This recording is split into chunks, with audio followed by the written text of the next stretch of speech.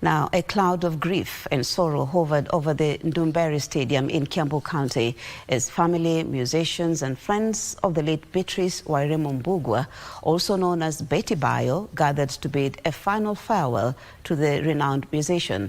Bayo died on Monday, November the 10th, 2025, while receiving treatment at the Kenyatta National Hospital after battling acute myeloid leukemia.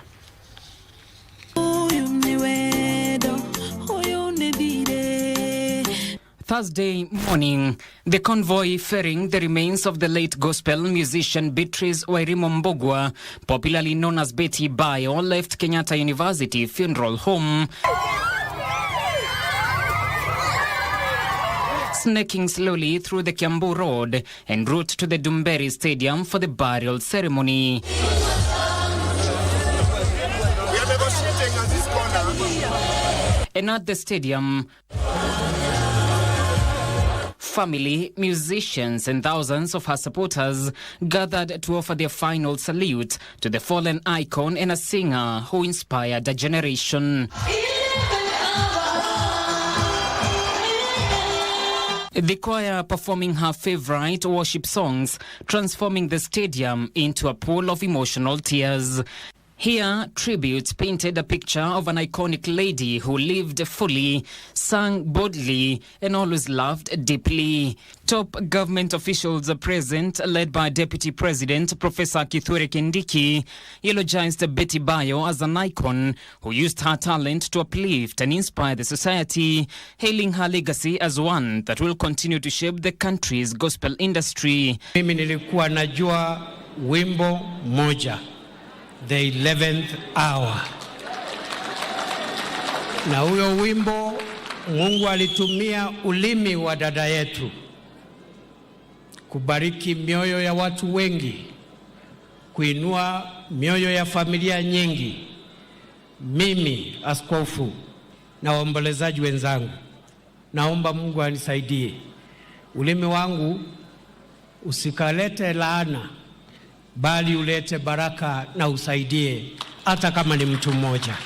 The second in command reaffirming the government's commitment to supporting the bereaved family.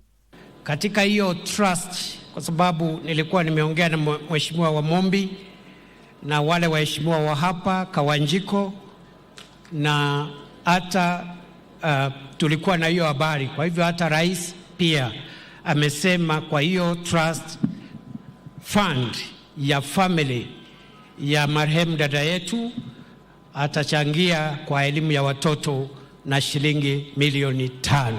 Na niambiwe the account number, I'll transfer the money immediately.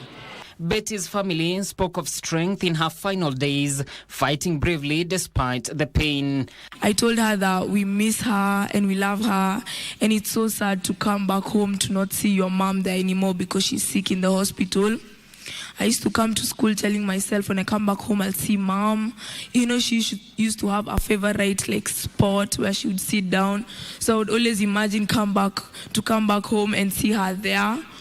But I never saw her. But hear this, my love, and hold it close in your internal rest. My commitment to our children is now the very engine of my life. The clergy describing her as a pillar of ministry, while fellow artists remembered her as a big sister whose generosity and humility defined her music career. Wakati nilikuwa nimeshindwa kiasi kununua shamba ya kujenga kanisa kule, alikuja akanipea $500,000, 500,000.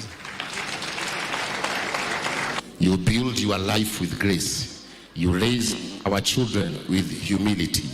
You forgive more than most people ever could. The late Betty Bayo rose to the limelight through her inspiring tunes, including The 11th Hour, Maneno, Jemedari, and Nokore Tukadayo, among others.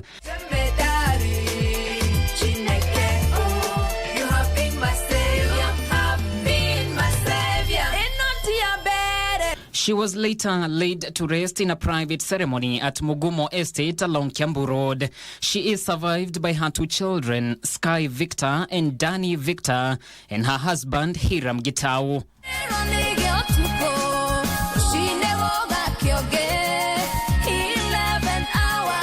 As the nation bows in grief in honor of a legend, one thing remains undisputed.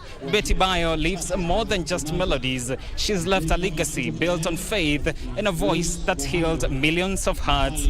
And truly, an icon exists, but her legacy marches on. John Kahiro for Channel 1 News, Ndumberi Stadium, Kiambu County.